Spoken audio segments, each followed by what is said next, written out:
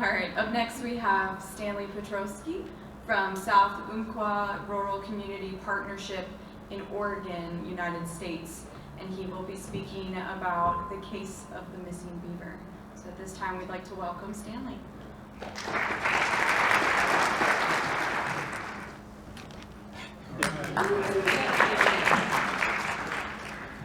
Good morning. I'm grateful for the opportunity to be here. It's a great attendance. We're very inspired. I do not have a PowerPoint.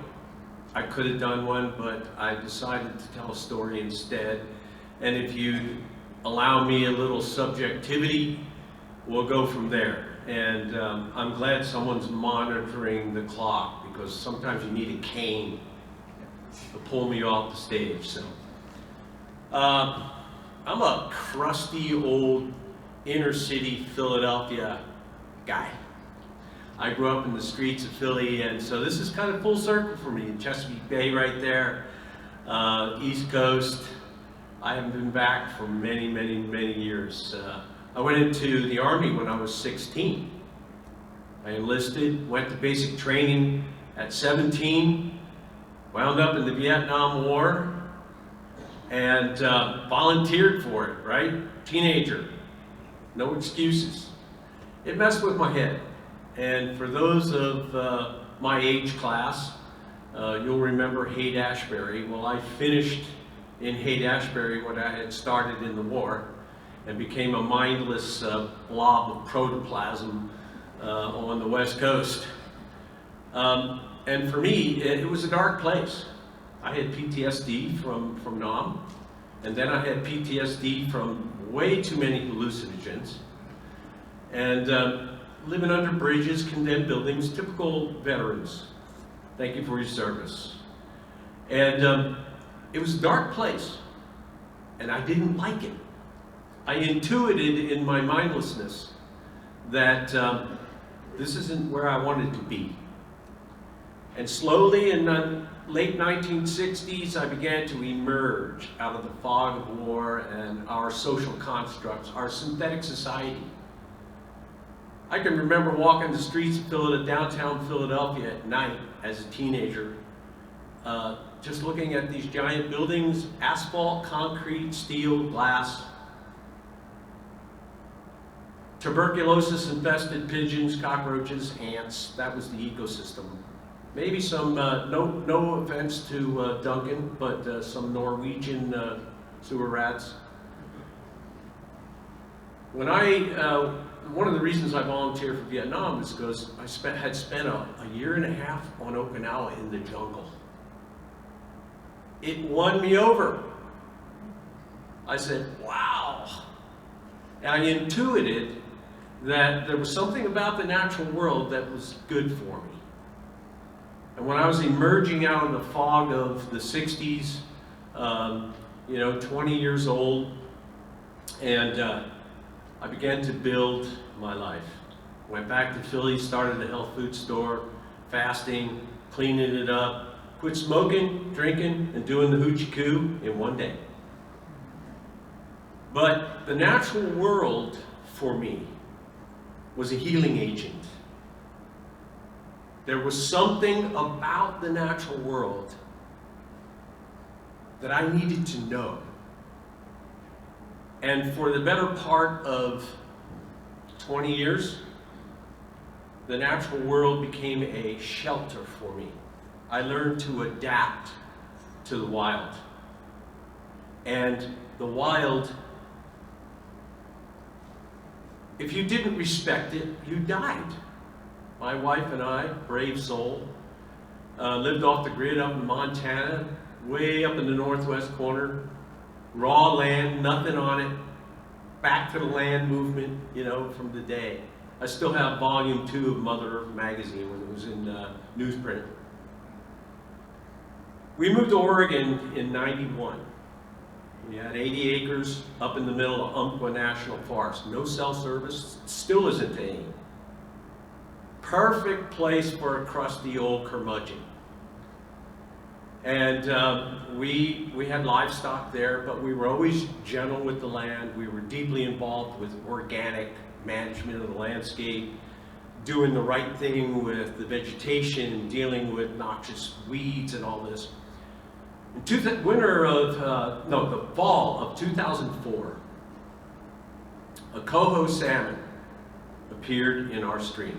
Now the coho on the West Coast are a listed, endangered species listed fish. They're listed as threatened. I get a call from the Forest Service. Stan, you don't know me, but I'm the fish biologist here, and we would love to come and take some video footage of this coho salmon. They haven't been in your screen for 60 years. I thought, the government. And I said, all right, come on out. So Casey Baldwin came out. He was the district fish bio. He had his video camera, and here was this coho hen, 32 inches long, beautiful fish. And I thought, wow, this fish is returned on my watch. And all of a sudden, something happened to me. Up until that point, I was really living as a recluse. Just the wife and I. We're still together, 44 years. But something about that fish was a catalyst. We were walking out of the woods, the fish bio's behind me, and he goes, hey, you want to do something for these fish? And in true rural Oregonian fashion, I said, I don't trust you guys, you screw up everything you touch. And Casey's still walking behind me, and he goes, well, he says, I'll be the first to tell you we've made some mistakes, and we're trying to fix them. That resonated with me. There was this modicum of humility. The human hubris was at a low level. And I said, well, what are you thinking? He says, look, he says, I got an opportunity to apply for about 8 grants. And what we'll do is, depending on how much money we get, we'll do some aquatic habitat restoration for these fish. The West Coast aquatic systems are degraded. That which was once beautiful, verdant, rich with life streams are now ditches, scoured down to bedrock. It's crazy. A lot of history there. We don't need to go into it. But I went, you know, this fish showed up on my watch. So we started applying, went on a campaign, my first campaign out of Hermitage. We got $385,000. We got every grant. And I mean, I beat the pavement. I said, you guys got to cough up the money. And we did a bang-up restoration project. Now, I'll tell you what was really peculiar about it. These trees that we were putting back into the stream, we used a Chinook helicopter.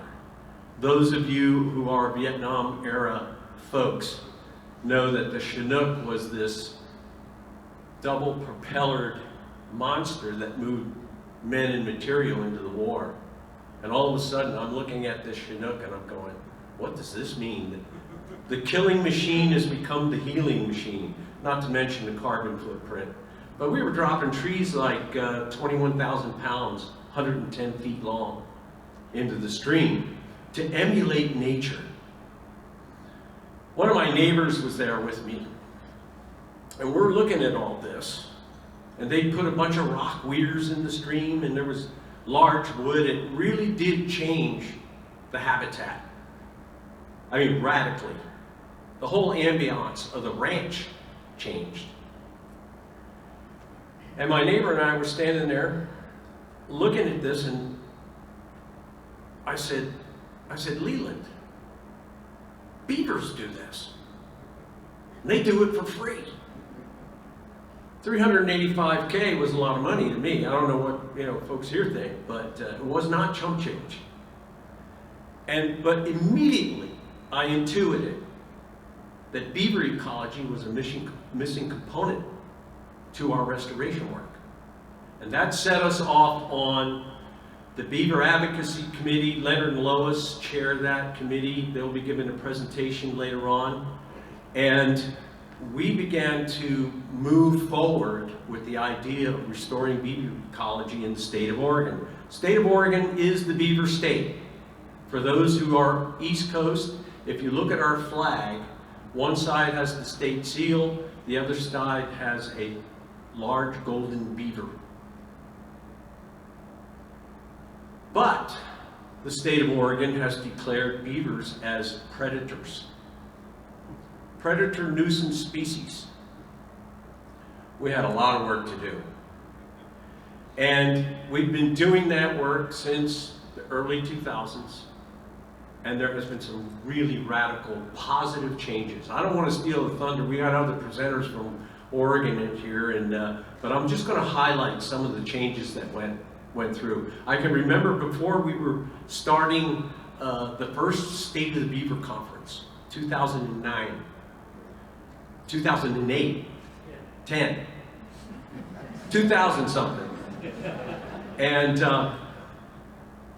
Leonard and I went up to the state. The state had, in 2008, the state had instituted what was called the State Beaver Working Group. It was the product of fish biologists declaring that until beaver ecology is restored in the system, we're not going to recover our salmon. These species coexisted, and so these two iconic species, one was threatened and the other was a predator. I don't know what they predate except monoculture, even age plantation stands. Actually, the designation was so that beavers could be managed legally without any recourse. You could just shoot them. So Leonard and I go up to Salem, to the Capitol, to invite the State Beaver Working Group to attend the first State of the Beaver Conference. We spent the whole day there. We crashed their intermeeting. We attended their afternoon public meeting, and they said, we'll give you 3 minutes at the end of the day. So I said, Leonard, I said, you better talk to him about it. So he stood up and he said, we're here to invite you to the State of the Beaver Conference, and but it doesn't look like you're ready. That went over like a lead balloon. You should see it today. 2 pumpkins from the bush of Umpqua National Forest. The only thing we had to contribute to this mix was hearts that knew, we intuited that beaver ecology was a no-brainer. And don't we know that? I think the common thing that we share as a group, many of us, whether Europe, East Coast, West Coast, we intuit. We know inside that without the ecosystem engineers playing their role in the system, that many of the threatened and endangered species that are associated with the anthropogenic decline of these species, the 6th mass extinction, are not going to happen until this animal is back in the landscape. But the same constructs that drove me to volunteer for Vietnam and leave inner city Philadelphia are still in place today. But there's change. We attended the Oregon State Beaver Working Group meeting just a couple of weeks ago. Rob Walton was there and several others from the group. What encouraging news. From that first meeting, when it looked like there were 10 people sitting at a table and it looked like 10 gerbils just going in a wheel, passing the buck. How are we going to deal with this? In fact, the state fish biologists got up and left. They were so frustrated, and they still haven't come back. But what's going on now? The state of Oregon, there is a moratorium on beaver trapping because we have convinced the agencies that there will be no recovery of threatened salmon runs unless we restore beaver ecology. And at the same time, there were agencies, APHIS, the Animal Plant Inspection Service, which was, the research branch was headed by Jimmy Taylor and Vanessa Petro now. They were killing 3,000 or 4,000 beavers a year in Oregon. So here you had this kind of bipolar thing going on on the federal level. The National Marine Fisheries Service said, we have proof that when you have beaver in stream systems in the state of Oregon, that your coho recovery comes up in leaps and bounds. You people are using federal dollars to kill a species that is essential to the recovery of this listed species. So they put a moratorium on the trapping. There's a revamping of policy surrounding, federal policy surrounding beaver management in the state of Oregon. We have developed East Side Oregon and West Side Oregon translocation rules. We started learning how to do habitat suitability surveys. Leonard and Lois cooperated with the Oregon Department of Fish and Wildlife, started studying ideal habitat where we can translocate or convey beaver into areas where they had been extirpated. Things really have changed over the course of the last decade. And there's momentum going forward. There's some awesome things. We're going to have some presentations from folks from Jacob Shockey and Rob Walton. All these people, and the first beaver conference, it was Duncan Halley from Norway that was our keystone speaker. I mean, I'm looking at friendly faces out here. I'm feeling really comfortable about who I'm with today. We can change things. Now we've got the Oregon spotted frog that is listed and has clearly been associated with beaver ecology. When we begin to make the shift, when we change the status of beaver from a noxious predatory rodent to a keystone species, we will have achieved our goal. And I believe that's possible with folks of the caliber that are sitting in this room. I can tell you, we were so excited because academics, scientists from all over the world and various and sundry institutions that have been researching beavers for a long time came to the conferences. There was a grassroots, community-based upswell of interest in beaver ecology.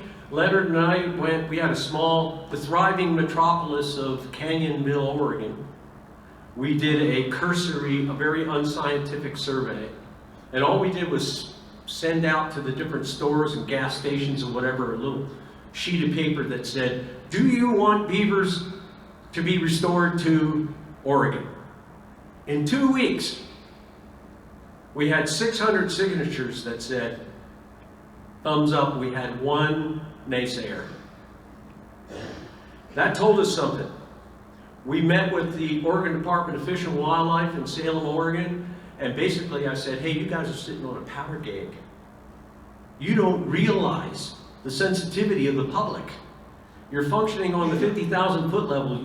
The public wants this.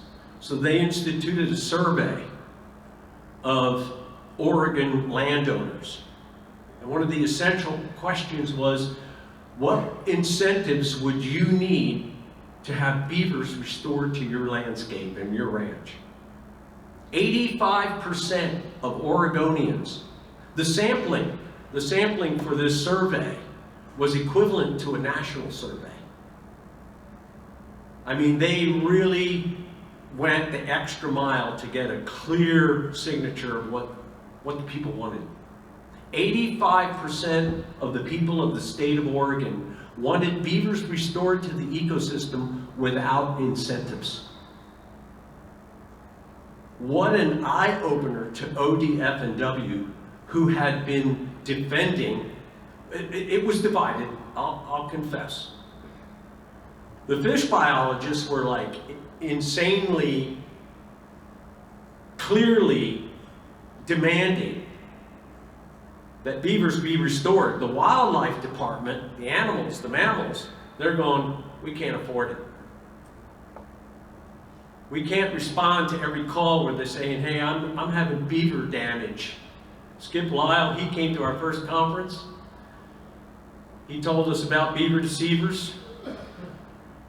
We really did set the tone.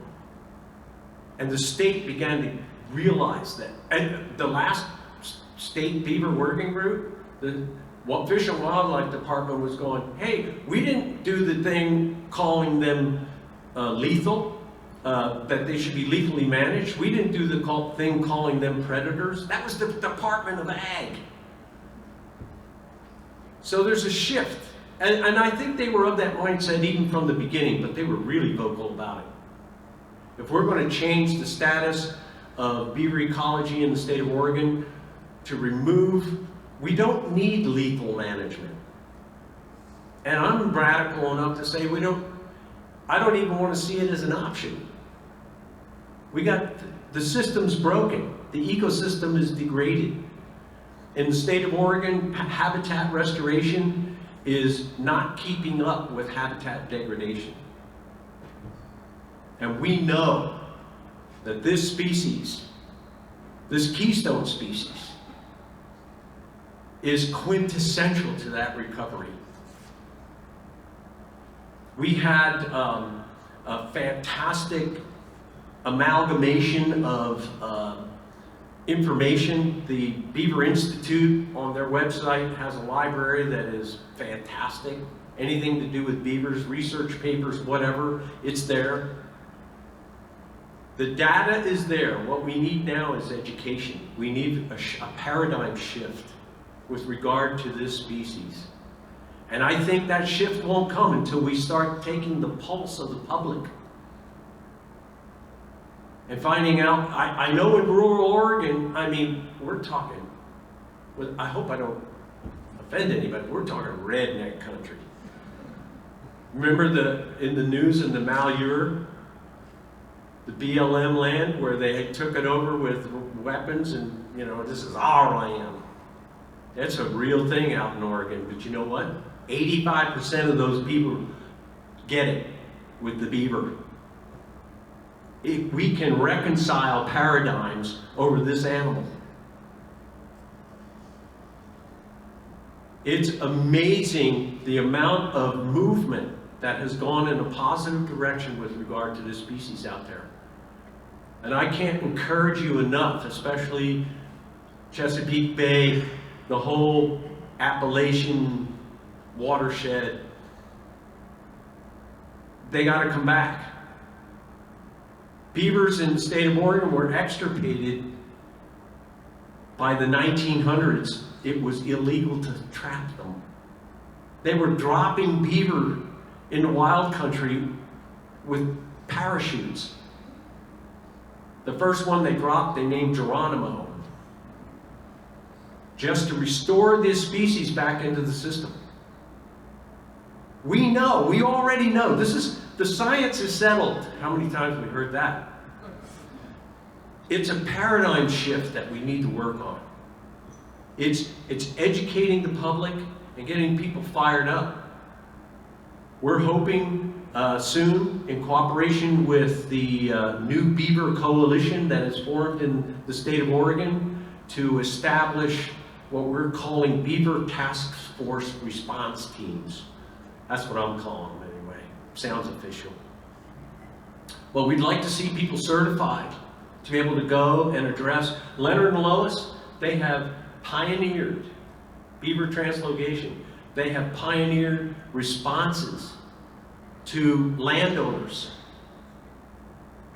They'll go to a landowner, and by 80% of the time, the landowners don't want the beavers removed after they leave.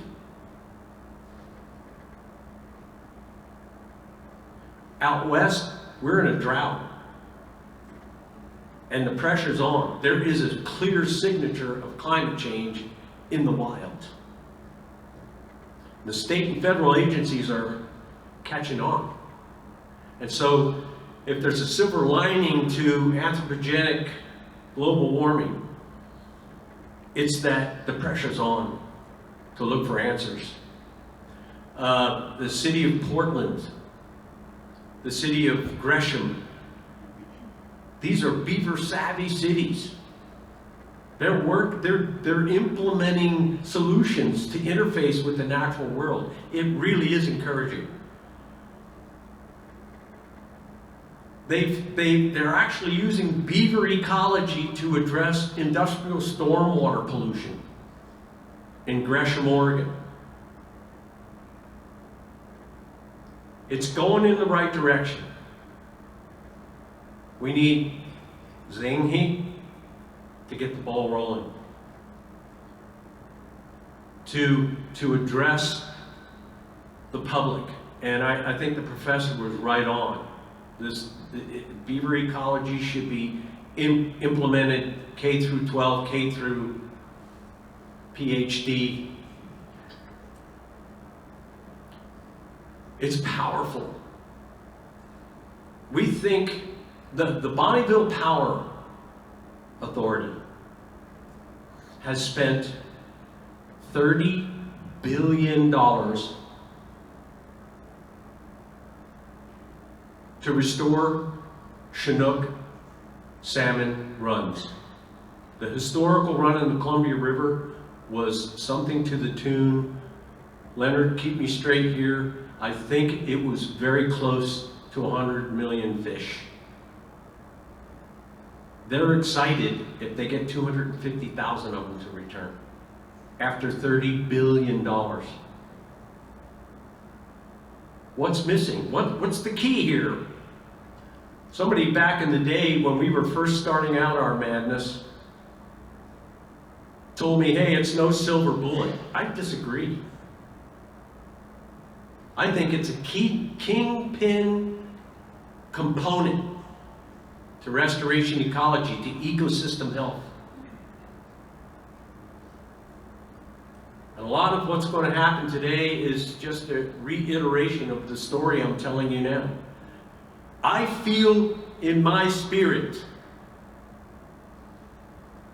grateful to give back to the natural world for what it gave to me in terms of shelter and sanity, the recovery of my mind and my heart, my spirit.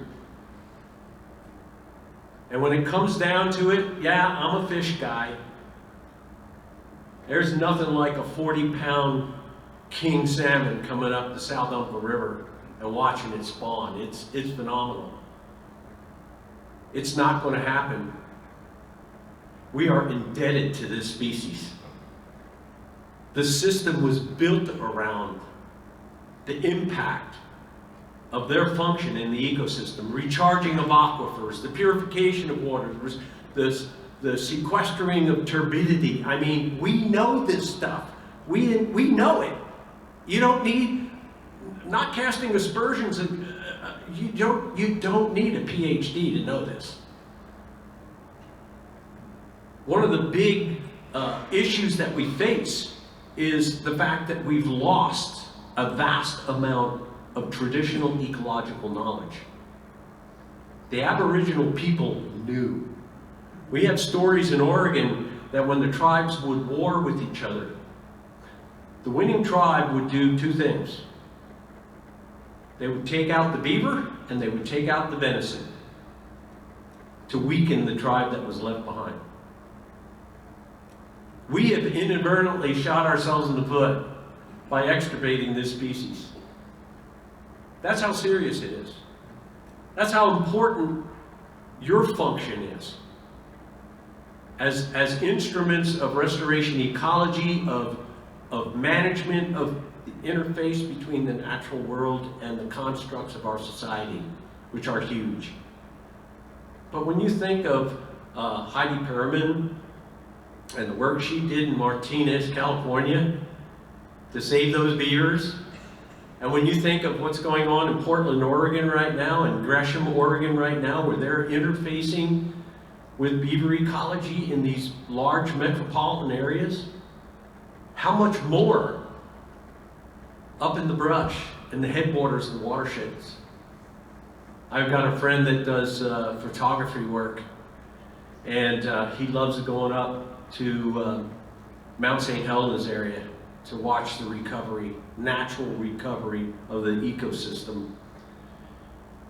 He sent me pictures of beaver dams cascading down the ecosystem. They're planting their own willows. They're farming. The beavers are restoring the habitat around that volcanic burst. Shortly after it happened, they moved in. What do they know that we're not willing to accept as a society? The wisdom.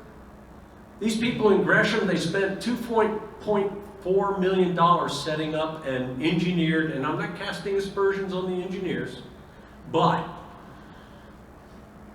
they spent $2.4 million to create a swale to purify this industrial stormwater, heavy metals, pesticides, there was all kinds of stuff in there. It failed miserably.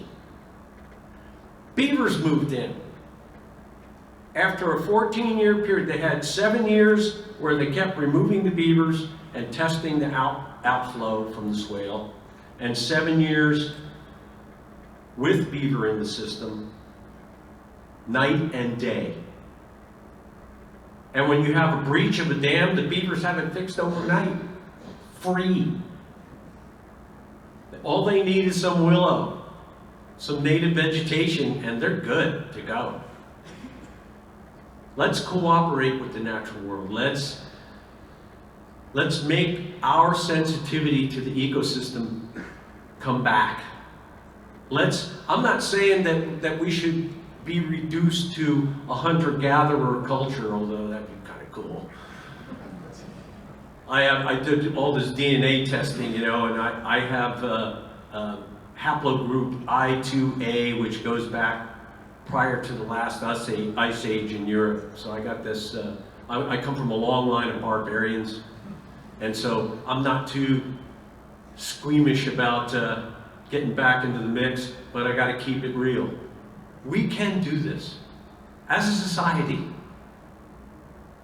And I think what I would most like to encourage is the fact that what happened with the state of, I thank Mike and Scott for acknowledging us, but hey, we're bumpkins from the brush. Our claim to fame is Leonard grew up in Oregon, rural Oregon. He and his wife were in the logging industry for 28 years. I'm this recovering nut job from Vietnam. Our only claim to fame is that we know unequivocally that this species needs to come back into the system. And the more we hang out with you guys, and gals, I guess, I don't know, guys is all-inclusive, I think, now. The more we learn, and the more empowered we are. Every beaver conference we've had has enriched us, has empowered us, has made us sense an upswelling of change. And if a few bumpkins from Oregon can do it, how much more you? You know, one thing I've always known, that on a national level, beaver ecology is not going to have its place in our social constructs until it happens on the East Coast. You have a demographic out here that is far more educated and far more sensitive to the damage that a modern society can impose on the natural world. I think that it's here. The educational institutions, the academics are here, the money's here, the brain trust is here. And I always thought, man, if I had a chance, I'd go back to the East Coast and I would beat the drum. And this is an opportunity to do that. And I'm grateful to you for being able to do it. And I'm foisting onto you my trust. Because you are going to be the ones.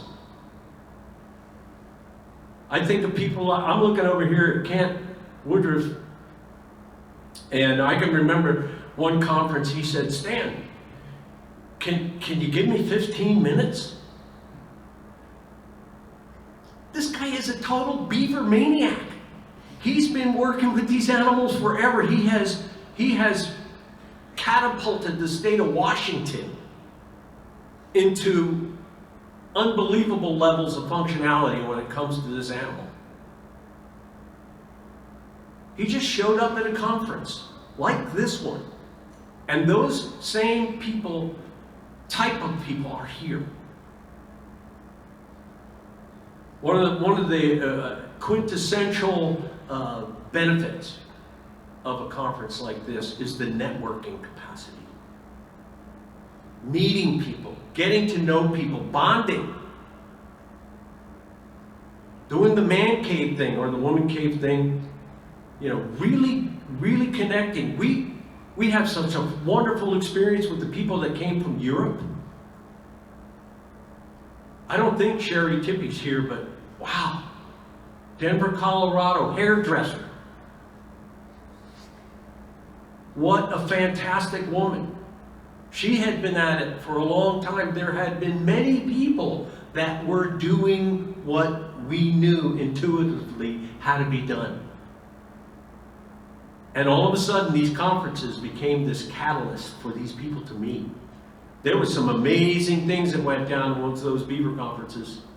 We had folks, the regional director of the U.S. Fish and Wildlife Service and hardcore representative from the National Marine Fisheries Service meet at a conference. Wow. The end of that was the beaver book. It wasn't the end of it, it was the beginning of it. Here these agency folks met with academics. Then we got to meet Mary O'Brien from Utah. It was a powerful experience, and we all now are connected and moving the needle in the right direction.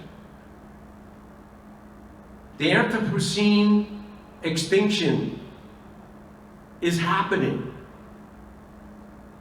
And I am seeing emerge out of just an intuition that beavers were right, a change. I mean, this is not like supposed to be, what do you call one of these, how are we doing for time?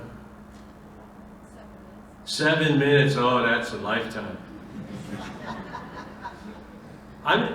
This is not a pep talk. This is, I mean, to me, the connotation of a pep talk is like something that is, you know, in La La Land a little bit. It's real. The battle is real.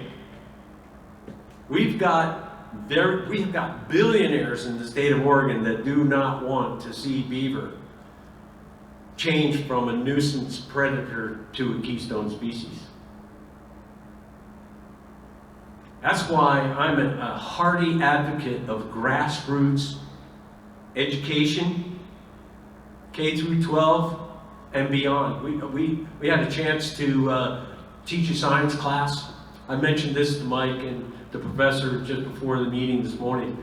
We'd go in and we had some stuffed beavers. And the kids would and we had little molds where the kids could plaster beaver footprints. And we had some beaver scat. You know, it looks like sawdust kind of piled together. And so here's this classroom of kids and they're like totally unruly. And I'm going, how am I going to imprint on these children? So I passed around the beaver scat, and then I had a little bowl of similar looking granola. And I went, this is roughage. It's good for your health.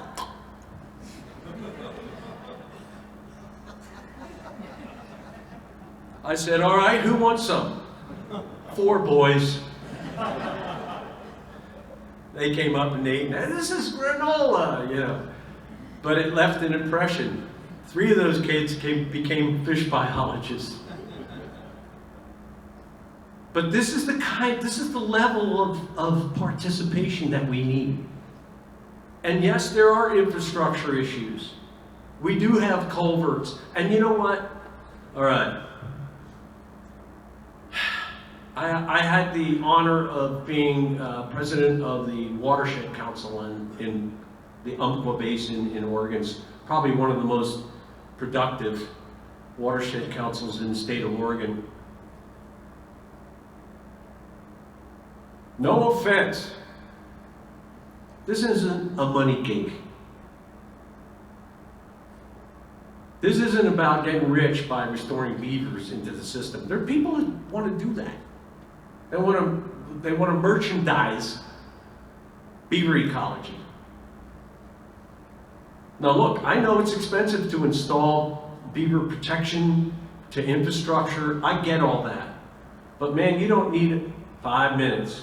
You don't need, see, as soon as the dark cloud comes, she gives me 5 minutes. You don't need, one of the powerful aspects of beaver ecology is that they will fix it if you let them. The real issue is no longer the science.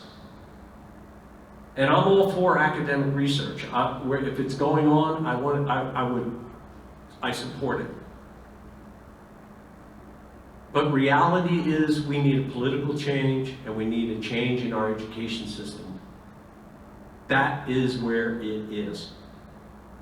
And until habitat degradation starts picking at people's pockets, or that we provide some kind of incentive for people that own these large tracts of rural land to bring beaver ecosystems back up to snuff,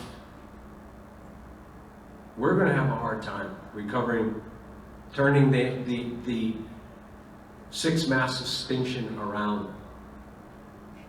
80% of threatened species or endangered species are associated with wetlands. The Clean Water Act, oh my God. Am I going to start on politics? I think not.